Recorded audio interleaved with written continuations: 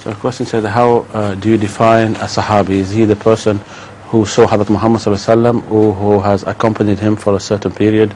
And if it is so, what is the limit of that specific period? You see, this definition belongs to different degrees. You just can't call somebody Sahabi and leave it at that. What type of Sahabi? That is the question. As far as children are concerned, those children at whom Rasulullah sallallahu alaihi wasallam casts even one glance, in my opinion, they become Sahabi. Because Huzur's sight was pure light, Noor. And if he saw a child, newborn baby, I'm quite sure he would become a Sahabi. But in the second degree of definition, those children who begin to play and who remember things when they meet Rasulullah sallam and he tells them things, so that is a higher degree of Sahabi.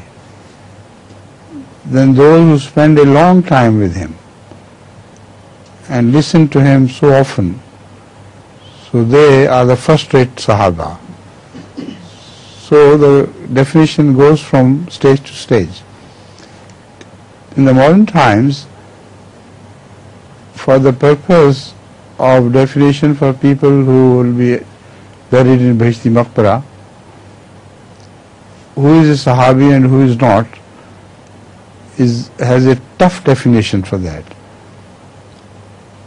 Normally, we accept Sahaba as those who are grown up at the time of Masih Maud death.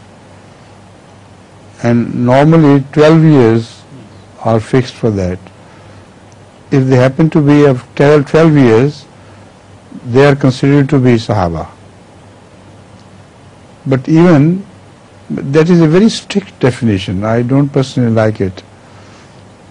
But also those people who are just boys running about remembering things, I know many Sahaba who did this, and who were 5 to 7, 10, different stages, and they remember Masih Maud very well, and even they served in his house and become couriers of messages from outside to inside.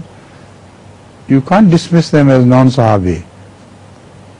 Technicalities aside, they definitely are Sahabas, and as such they should be treated, and as such their name should go down in history. Right? Aswell, ask question.